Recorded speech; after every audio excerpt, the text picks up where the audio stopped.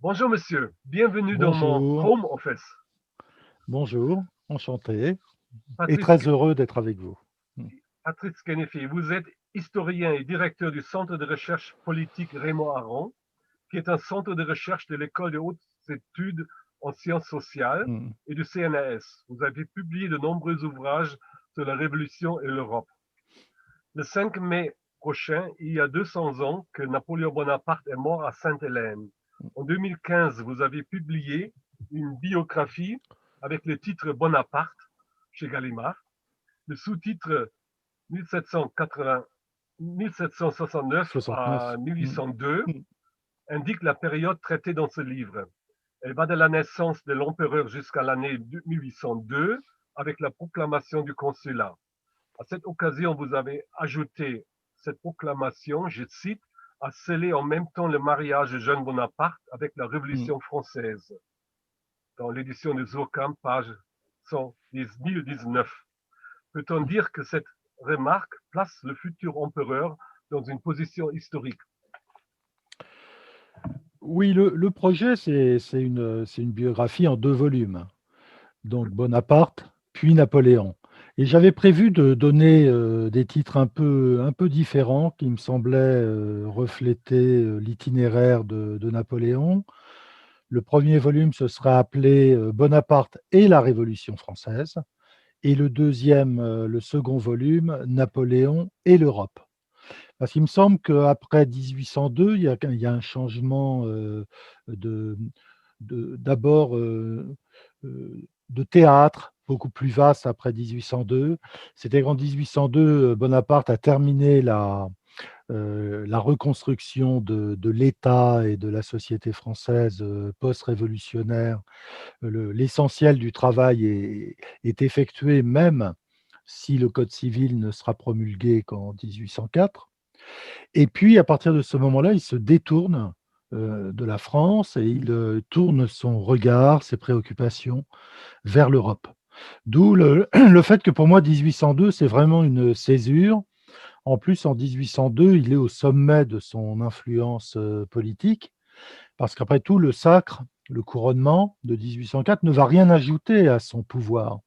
Simplement, ce sera une tentative pour assurer sa succession, donc éviter la reprise des troubles s'ils venaient à disparaître, et puis aussi un moyen, croyait-il, mais à tort, de se faire adopter par l'Europe et de faire rentrer la France dans le concert européen. Donc pour moi, 1802, c'était vraiment le bon tournant, et ça referme d'une certaine façon son histoire avec la Révolution française, dont il est à la fois celui qui l'a terminée, qui d'une certaine façon l'a trahi, parce qu'il a mis fin à la plupart des conquêtes politiques de la Révolution française, hein, le suffrage, la liberté de la presse, bref, toutes les grandes libertés démocratiques.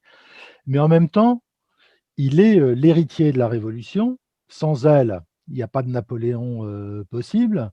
Et aussi, il va l'inscrire dans le droit, dans les institutions, durablement. Et s'il n'avait pas été là, sans doute, il resterait beaucoup moins de choses de la Révolution, parce que la réaction aurait été beaucoup plus brutale qu'elle n'a été. Lui, il a fait un inventaire de l'Ancien Régime et de la Révolution. Il a trouvé une forme synthétique au fond des 2 traditions. Et c'est ça sa grande réussite. Mmh, mmh, Sa montée fulgurante, à peu près sans mmh, égale, était due à un ou des concours de circonstances mmh, heureuses mmh. ou tenait-il aussi à son génie militaire, stratégique et politique? Bah, j'ai envie de vous répondre les 2. Parce qu'après tout, il y a beaucoup de gens, dont on peut dire qu'ils ont un talent, immense et qui, en même temps, ne deviennent pas grand-chose parce que les circonstances ne sont pas là. Parce qu'il faut, après tout, même quand on a du talent, il faut des circonstances qui donnent la possibilité de manifester, de développer ce talent.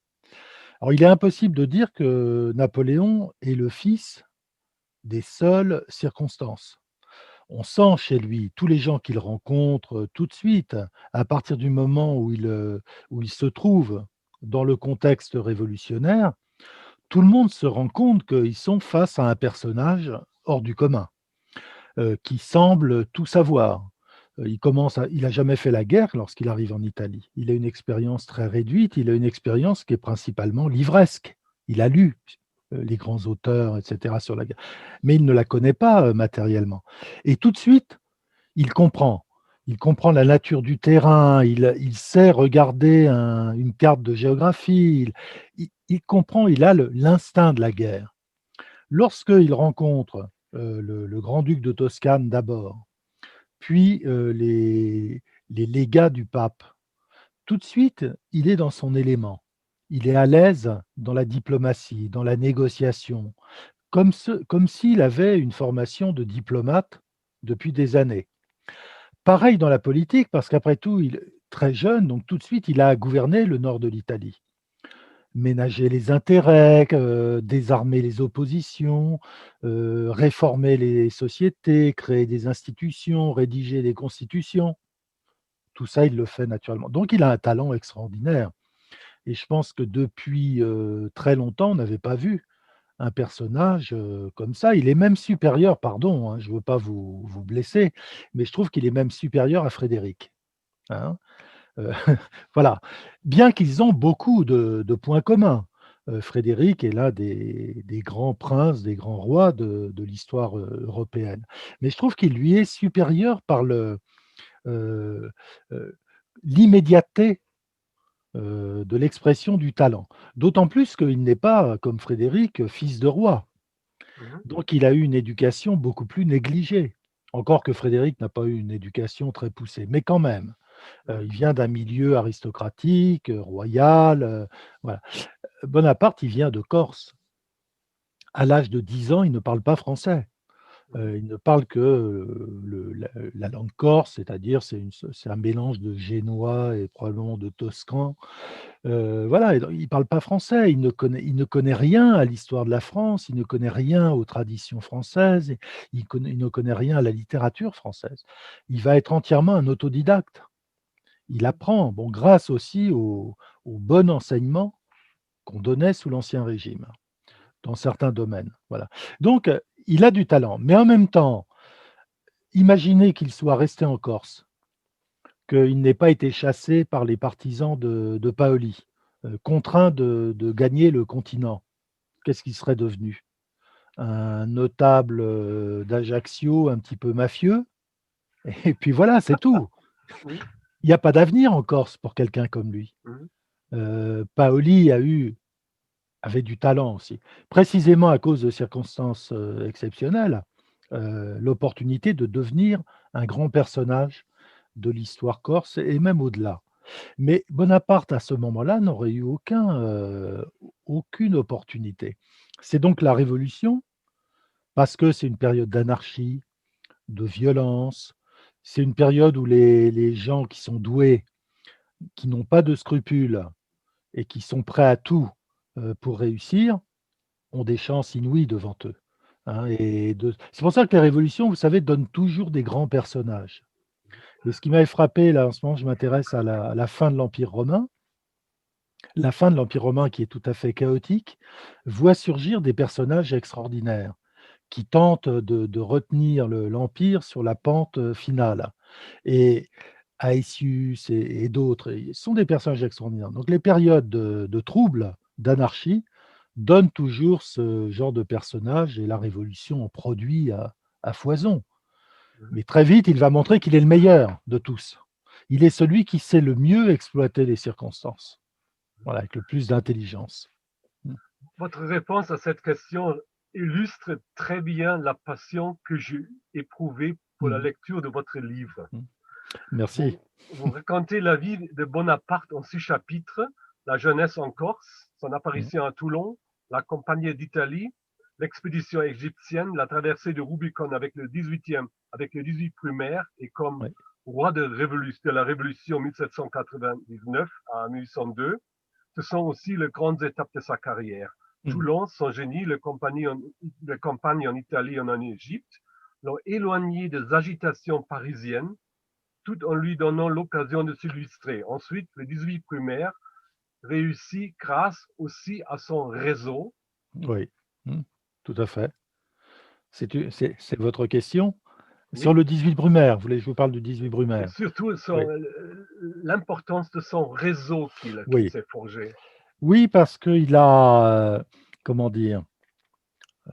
Il avait certainement un pouvoir, magnétique qui fait qu'il, très vite, dès Toulon, hein, il y a des gens qui s'attachent à lui, qui sentent sans doute qu'il a de l'avenir, comme disait Barras. Il y a de l'avenir là, dans cette tête et donc qui s'attachent à lui, mais qui s'attachent à lui fanatiquement Mhm. et Bonaparte lui-même, ça c'est très corse, c'est un homme de clan. Oui. Donc il a son clan de généraux, d'officiers, de familiers comme, par exemple des savants comme Monge, comme Berthollet, des artistes comme David, qui vont, intégrer ce qu'on peut appeler un c'est pas vraiment un parti, c'est un clan qui se met au service des ambitions politiques de Bonaparte, en espérant bien sûr, bénéficier des retombées, en termes de gloire, de richesse, de prestige, de cette ascension extraordinaire et ces gens vont rester soudés à lui, tout le temps et lui d'ailleurs, restera fidèle à beaucoup d'entre eux parce qu'il a c'est le tempérament corse. On ne trahit pas ses amis, mais en même temps, si les amis vous trahissent, ils sont morts. Voilà et ça arrivera aussi. Donc il a un réseau, qui inclut des banquiers aussi, des financiers, des gens qui ont participé, au financement de la campagne d'Italie, qui ont aussi fait fortune, en Italie par le pillage, par des histoires pas très propres, d'argent et qui vont donc tous ces gens-là vont être présents au moment du 18 Brumaire. Il n'a pas pour lui la totalité de l'armée, hein, à ce moment-là. Il a surtout les anciens d'Italie et les quelques, militaires qu'il a ramenés avec lui, d'Égypte. Alors ceux-là vont être les chevilles ouvrières, du coup d'État et il a des alliés politiques. Alors ceux-là font pas partie de son réseau, personnel, mais ce sont des alliés qui partagent avec lui le même, objectif, qui est de, transformer, de changer les institutions pour en finir avec la période révolutionnaire. Alors c'est tout le clan, Sieyès, tous les politiciens du directoire, alors on pourrait dire, c'est difficile de les cataloguer, mais disons c'est le centre droit. C'est un peu Mhm. les Angela Merkel, français de l'époque. C'est le parti raisonnable Mhm. entre ceux, qui parient sur une restauration monarchique et ceux qui voudraient bien que la révolution continue avec l'argument: Elle n'a pas réalisé toutes ses promesses. Donc il faut encore la révolution et les autres, il faut revenir à l'ancien régime. Et il y a un parti du milieu, qui est, souvent, formé d'anciens jacobins comme Sieyès, de gens très radicaux, mais qui pensent que voilà, ça suffit. Il faut en Mhm. finir, il faut arrêter les violences et eux font alliance avec Bonaparte. Alors ils croient qu'ils vont pouvoir le manipuler, qu'il va faire le coup d'État pour eux et qu'une fois que le coup d'État sera fait, ils se débarrasseront de lui en lui donnant un commandement prestigieux, en lui donnant de l'argent, des propriétés, et cetera. Mais bien sûr, la suite va être très différente. C'est lui qui va se débarrasser d'eux. Bah, il va les installer au Sénat, où ils auront, des émoluments, très conséquents et où ils lui ficheront la paix en échange de la richesse et de la tranquillité. Mhm. Mais voilà, le coup d'État, c'est ça, hein, c'est une ambition individuelle, depuis longtemps, parce que depuis l'Italie, il pense à renverser le gouvernement, en pensant que de toute façon, un jour ou l'autre, le régime va tomber. Et Mhm. puis d'un autre côté, un parti politique qui pense moins à renverser la République, qu'à la comme on disait, à la régénérer, à la réformer pour qu'elle fonctionne mieux, de manière un peu moins démocratique certes, mais toujours libérale. C'est pas du tout le projet de Bonaparte. Donc cette alliance va marcher pendant le coup d'État et puis va se défaire, ensuite. Et paradoxalement, ce qui va donner l'ascendant à Bonaparte sur ses alliés, c'est la manière dont se déroule le coup d'État, pas très bien le premier jour, moins bien le deuxième jour où les députés se rebellent, se révoltent, refusent de voter la mort du régime si bien qu'il faut l'intervention de la troupe, et c'est de la faute d'ailleurs de Bonaparte, parce qu'il a provoqué les députés par un discours musclé, comme on dit, et si bien que la résistance des parlementaires a augmenté, et Murat doit intervenir avec ses grenadiers pour expulser tout le monde de la salle. Mais au fond, ça donne un, un aspect militaire au coup d'État qui fait que Bonaparte ensuite va avoir la main. Si le coup d'État avait été purement civil, les politiciens auraient conservé l'initiative. Mais là, l'élément militaire a pris le dessus. Et finalement, ce défaut dans l'exécution va profiter politiquement à Bonaparte ensuite. Et moi, je pense qu'il l'a très bien compris parce qu'on voit que après ce coup d'État finalement réussi, mais il y a eu un moment où ça aurait pu échouer, eh bien, c'est lui qui prend la main. Et les politiciens ne savent plus trop quoi dire. Oui. Oui. Une remarque, Oui. dans mon petit prochain livre sur Napoléon, Mhm. il y a une citation en tête de chapitre tirée d'une de ses lettres de sa correspondance. Je ne suis pas diplomate, je suis militaire. Bah oui, militaire avant tout. Vous avez raison de choisir cette citation parce qu'elle dit beaucoup du personnage. Oui, D'abord, il est militaire par sa formation. Il est militaire parce que, contrairement d'ailleurs à beaucoup de militaires, il aime la guerre. Et vous savez, beaucoup de militaires n'aiment pas la guerre. La guerre, pour eux, c'est un métier, c'est un devoir, mais c'est pas un plaisir. Lui, quand il fait la guerre, il est davantage vivant. C'est mhm, d'ailleurs le côté dangereux du personnage.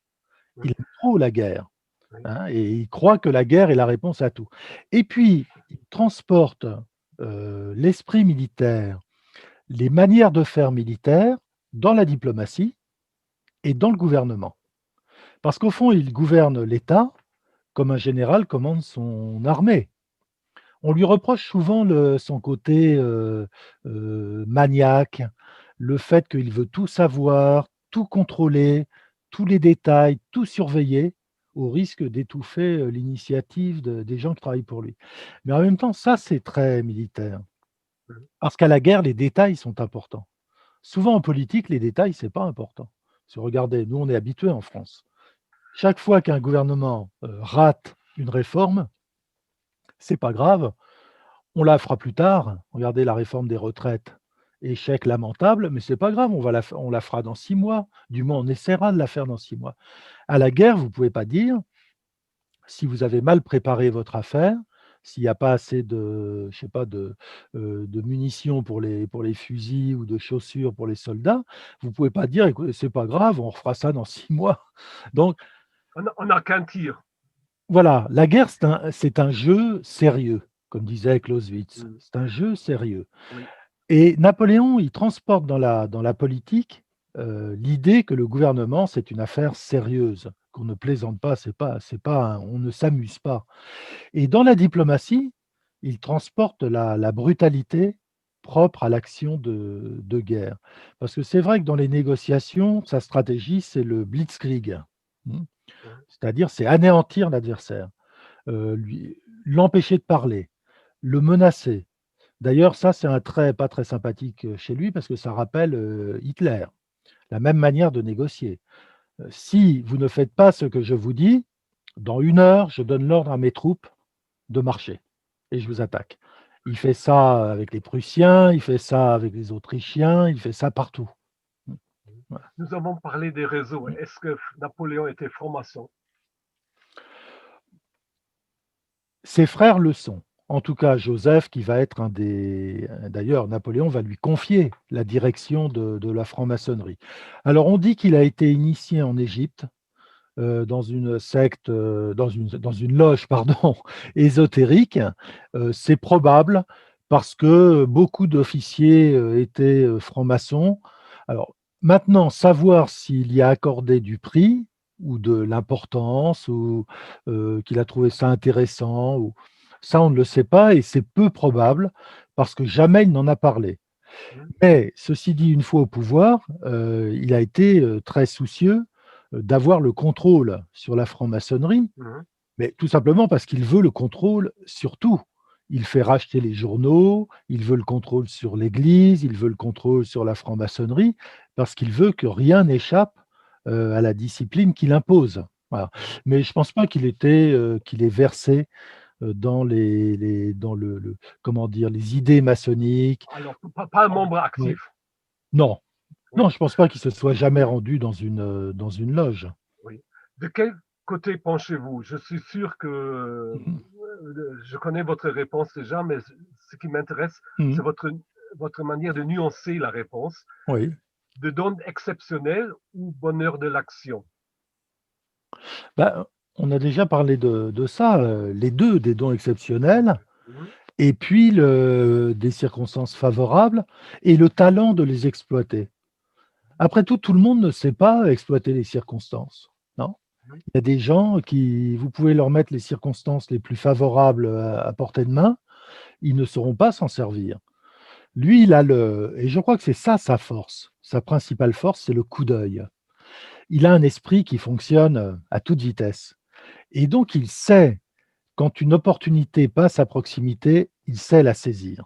Voilà. mhm. Parfois un peu trop d'ailleurs, parce que vous savez, un de ses défauts, c'est d'être un joueur et il est comme les gens qui jouent, Oui, les joueurs compulsifs, qui ne peuvent pas s'arrêter et qui pensent toujours que même si la donne, n'est pas très favorable, la prochaine sera meilleure. Ils vont oui. avoir des bonnes cartes en main et lui, il est comme ça.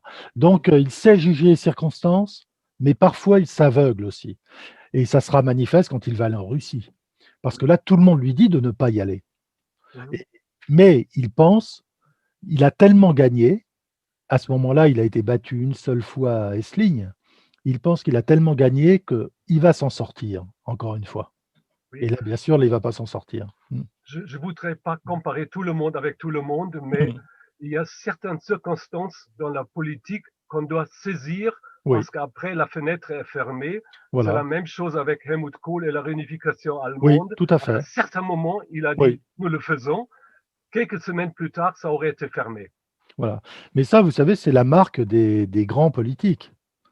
Alors, quoi qu'on pense de Margaret Thatcher, quand il y a l'invasion des Malouines par les Argentins, autour d'elle, tout le monde est très timoré et très peu de gens lui conseillent, et même personne, de lancer une opération navale pour récupérer les Malouines.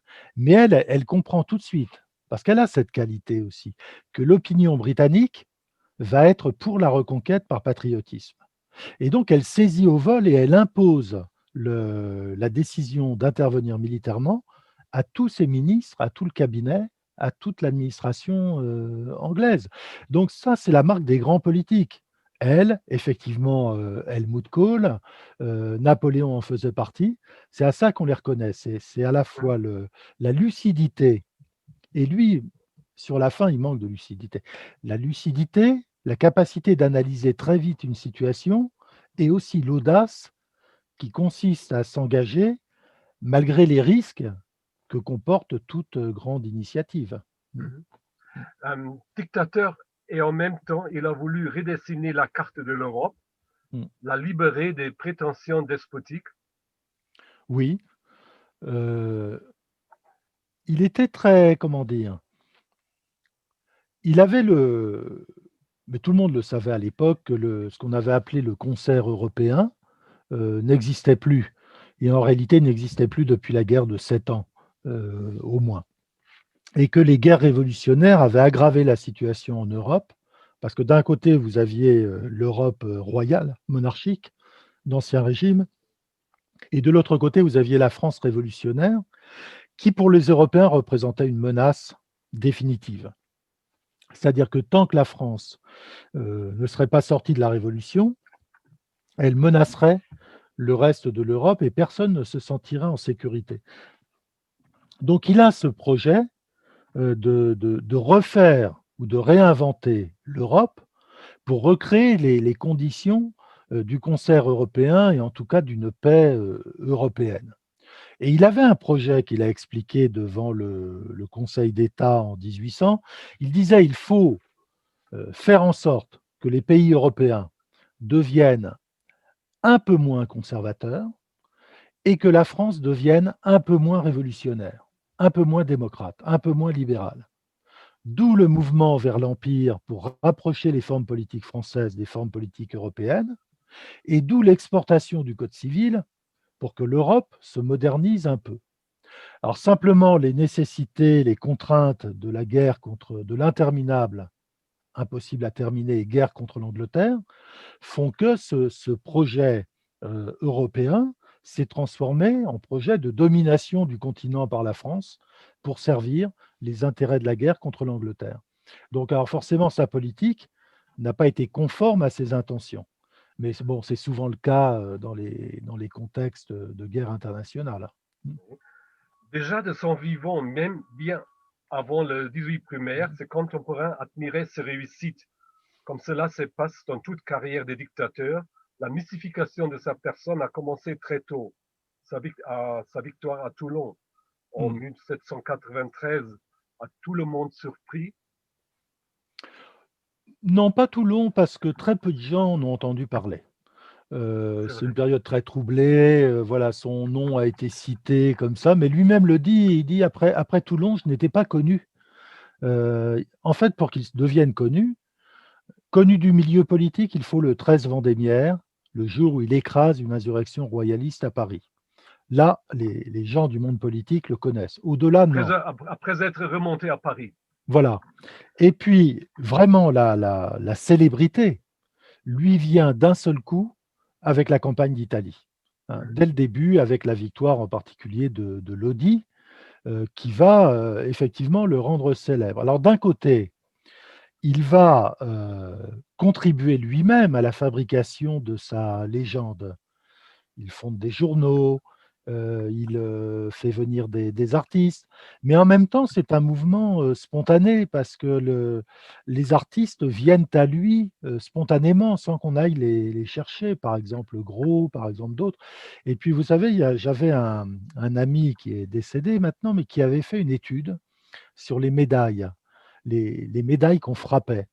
Et des médailles de la campagne d'Italie, il y en a frappées à l'époque de la campagne d'Italie, dans toute l'Europe. C'est-à-dire l'Allemagne en était inondée, la Pologne, la Russie, la Pologne n'existait plus déjà à l'époque, la Russie, on en trouve partout. Ce qui prouve qu'il y a eu un engouement extraordinaire de l'opinion envers ce personnage surgi de nulle part et qui avait accompli des choses que tout le monde jugeait extraordinaires. Voilà, en quelques semaines, en quelques mois. Et je pense que ça s'explique assez facilement par le fait que la culture européenne était nourrie par les grands exemples de l'Antiquité.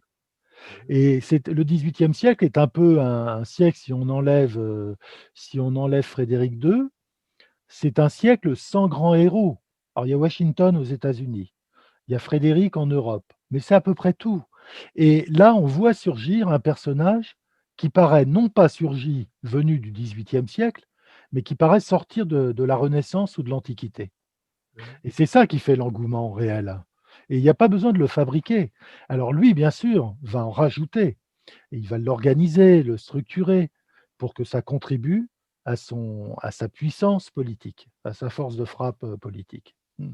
En 1816, l'empereur aurait dit à Lascaz: Mm. quel roman est ma vie, donnant ainsi sous la forme la plus brève possible sa connaissance de l'effet que sa personne avait produit. Ouais. Même de son vivant, tout était prêt pour mélanger la légende et l'histoire, le mythe et le fait, à l'évocation du nom de Napoléon. Pour Mm. quelle raison cette mystification a si bien fonctionné? Bien sûr, vous avez déjà évoqué Oui. les médias, les médailles, Mm. la télévision de l'époque, mais il y avait aussi encore d'autres éléments, n'est-ce pas?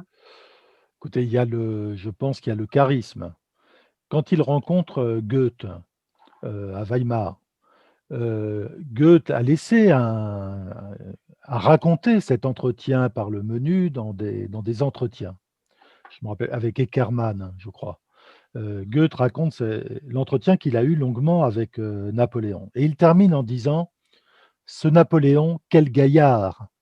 Ça veut dire, quand même, c'était un type extraordinaire.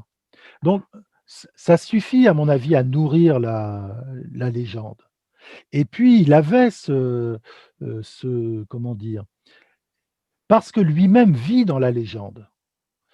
C'est très difficile aujourd'hui à comprendre quelqu'un qui vit dans son personnage, hein, qui habite, sa statue et Napoléon, il est comme ça depuis, le moment où après Lodi, il a compris qu'il aurait un destin, il vit dans son personnage. Tout ce qu'il fait est calculé, étudié en fonction de la postérité. Mhm, C'est-à-dire, il n'écrit pas une ligne dont il ne sache pas qu'elle sera publiée un jour.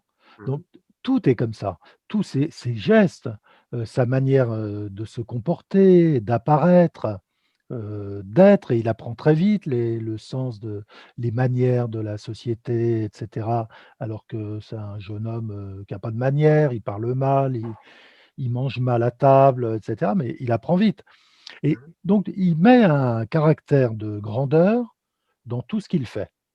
Voilà. Aidé d'ailleurs par sa femme, qui elle connaît les mœurs aristocratiques et cetera. Donc ça suffit à nourrir la légende et puis surtout, il incarne quelque chose. À mon avis, c'est ça le point décisif. C'est que et c'est ça qui va fasciner les écrivains romantiques, c'est qu'il incarne, heu, l'homme qui a su se faire un destin malgré les circonstances et qui finit victime de la fatalité. mhm, Il y a rien de plus grand en termes de destin, de vie que ça.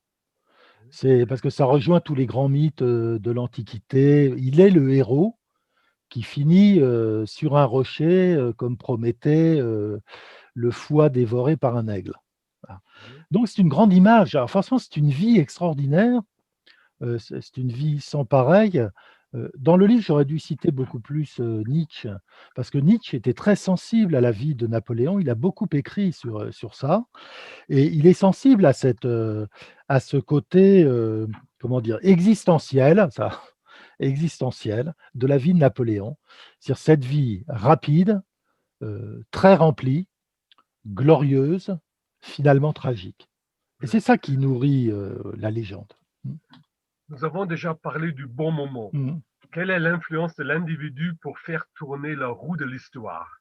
Il avait des admirateurs et des adversaires implacables, comme par exemple Chateaubriand, qui Oui. a dédié au grand homme un petit pamphlet de Bonaparte Mmh. UO Oui, et des Bourbons en 1814. J'ai le livre ici, oui, l'original. oui. Bonaparte est un faux grand homme, écrit-il. La magnanimité qui fait le héros et le véritable roi lui manque. Oui, c'est très injuste, je trouve, parce que je trouve que Napoléon, contrairement à beaucoup d'autres, hommes politiques, n'était pas rancunier et il pardonnait volontiers les offenses et même les trahisons. Par exemple, il n'a pas fait fusiller Fouché, il n'a pas fait fusiller Talleyrand, il n'a même pas fait fusiller Chateaubriand. Alors donc, il était, plutôt magnanime, dans le combat.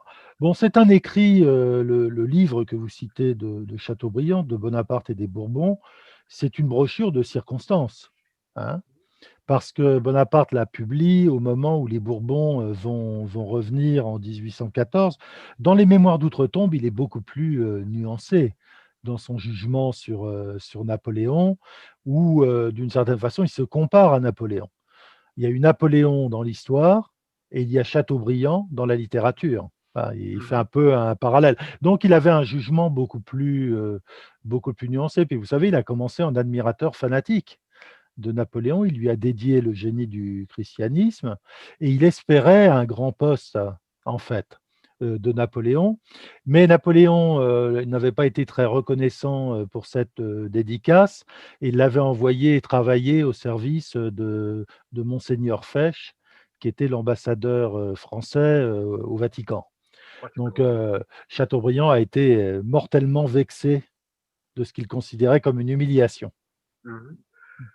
Le chapitre 12 de votre livre Mmh, contient une remarque remarquable, un nouveau héros pour un nouveau siècle, mmh.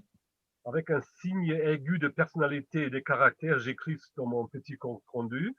Jennifer explique comment Napoléon a comblé le vide en liant la révolution aux valeurs de la société aristocratique, Mmh. ce qui a été refusé aux révolutionnaires. Je voudrais vous demander d'expliquer cette appréciation. Il est bien vrai que ce n'était pas sans danger à penser à une nouvelle dynastie à moins de 12 ans après le début de la Révolution. Alors, sur le rétablissement du trône, oui, bien sûr, il y a une part d'audace, mais il y a aussi là une part comment dire, de mesure, de la résignation de la société. Au fond, la République avait été proclamée par accident, parce que personne n'avait anticipé la chute de Louis XVI. Et personne, il n'y avait pas de républicains en France avant 1792. Il y a des historiens qui les ont comptés, ils sont une dizaine au moment où la Révolution éclate. Et la plupart de ceux qui se disent républicains sont en fait des admirateurs de l'Amérique. Mais ça ne veut pas dire qu'ils veulent faire de la France de nouveaux États-Unis. Pas du tout. Donc, tout le monde est royaliste. Et la royauté est là depuis presque 1000 ans, si on remonte à Charlemagne. Et pour tout le monde, c'est le régime naturel. Et d'ailleurs, toute la philosophie politique du XVIIIe siècle a enseigné que la République est impossible dans un grand pays. La République, c'est fait pour Venise et pour les Suisses. Mais ailleurs, ça ne marche pas. Et donc, les gens ont ça dans la tête. Alors la République s'est imposée par accident, mais quand elle entre en crise sous le Directoire, bah, au fond, l'idée revient que la République n'est pas faite pour la France et que fatalement, un jour ou l'autre, la monarchie reviendra. Et toute la question à partir de là, c'est de savoir quelle monarchie, quelle dynastie, quel roi. Est-ce que ce sont les Bourbons qui vont revenir et qui risquent de vouloir se venger, qui risquent de vouloir punir les régicides? Ou bien est-ce qu'on pourrait faire ce dont certains rêvaient dès 89, fonder une nouvelle monarchie? Et au fond, Napoléon reprend le projet qui était celui de Mirabeau en 89. Donner une nouvelle monarchie à une France nouvelle. Voilà.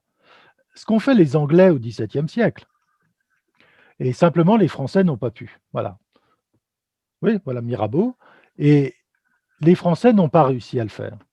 D'abord parce qu'ils n'avaient pas de prince disponible. Alors, certains avaient proposé le duc de Brunswick, d'aller le chercher, de le mettre sur le trône de France. Après tout, les Anglais ont fait la même chose avec les Orange, avec la dynastie Orange.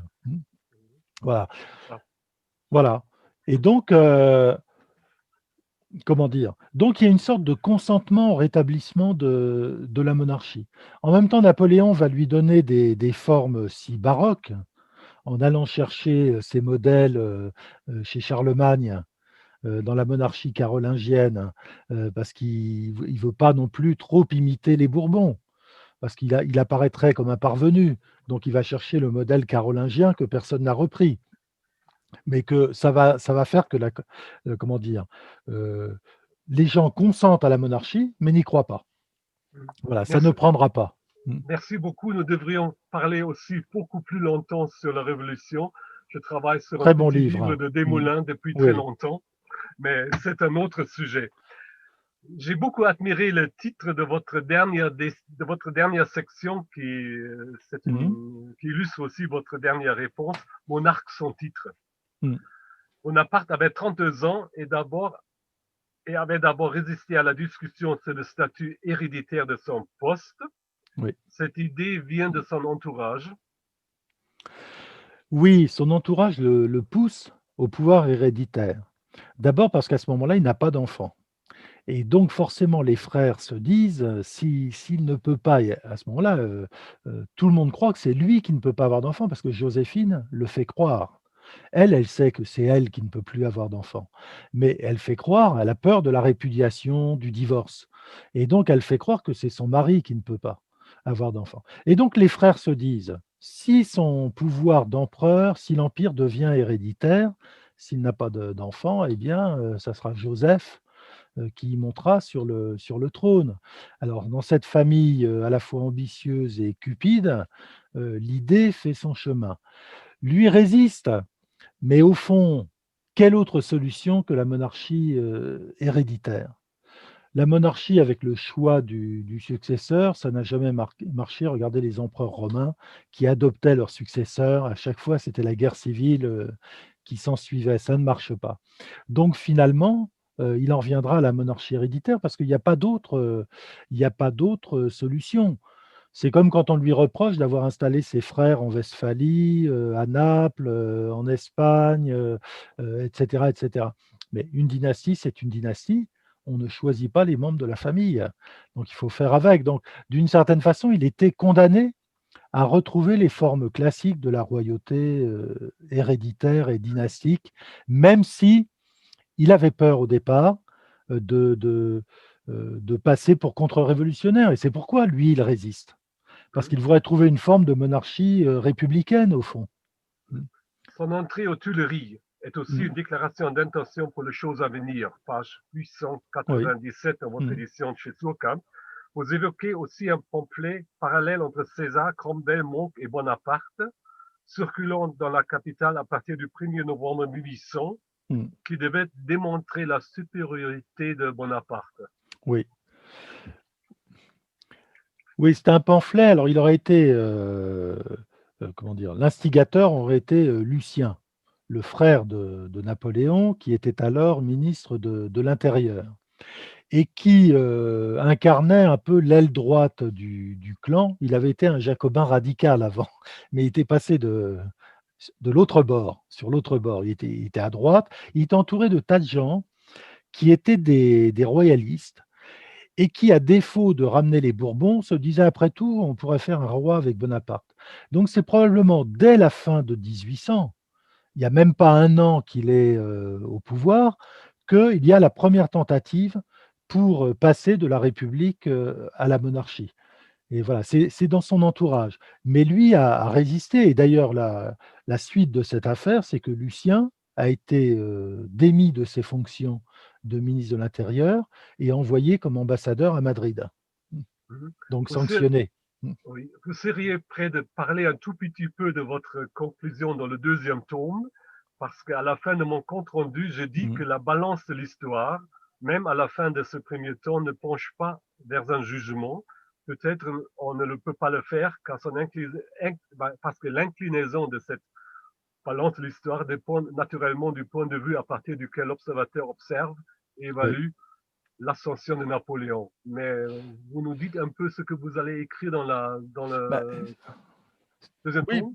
oui, parce que bon, c'est difficile de porter un jugement d'ensemble quand l'histoire n'est pas complète, hein. C'est un peu comme, si vous jugez un film au milieu sans voir la deuxième moitié, c'est pareil, ou un livre sans avoir lu la totalité du livre. Donc l'histoire n'est pas complète et on ne peut pas porter de jugement d'ensemble tant qu'on ne l'a pas conduit à Sainte-Hélène et de Sainte-Hélène aux Invalides. Il n'y a que là où vraiment son histoire se referme et prend sa signification. Bah, mon jugement n'est pas, comment dire? N'est pas, d'une originalité, parfaite. Je pense que Napoléon, vaut surtout, comme, modèle héroïque, par, la leçon d'existence qu'il donne et qui est très moderne.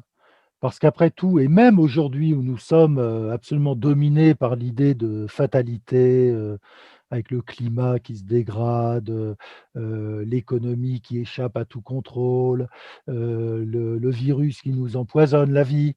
Voilà, donc on est dominé par l'idée de fatalité et qu'on ne peut rien. Lui donne cette leçon que la volonté permet quand même de faire beaucoup de choses et c'est pourquoi je crois il a des admirateurs dans le monde entier. Même dans des contrées où comment dire? L'écho que trouve l'histoire napoléonienne, est inexistant ou presque. Il a beaucoup d'admirateurs, par exemple, au Japon, en Afrique, partout, dans le monde entier. Je crois que c'est ça qui fascine les gens. C'est une histoire d'ascension, de volonté, de réussite, de vie extraordinaire et ça fascine. Ensuite, il a un bilan négatif, il faut bien le dire. À la fin, alors, à la fin, c'est un bilan un peu contrasté. D'un côté, il laisse à la France des institutions, civiles, administratives, qui vont durer, qui permettront d'ailleurs à la France de traverser les révolutions du 19e siècle sans dommages réels. Mais d'un autre côté, il ne laisse pas de régime politique. Il aggrave même plutôt le problème politique qu'a la France, qui est de refaire un gouvernement après la Révolution et la chute de la royauté. Et le fantôme de Napoléon va empoisonner la vie politique française jusqu'à De Gaulle.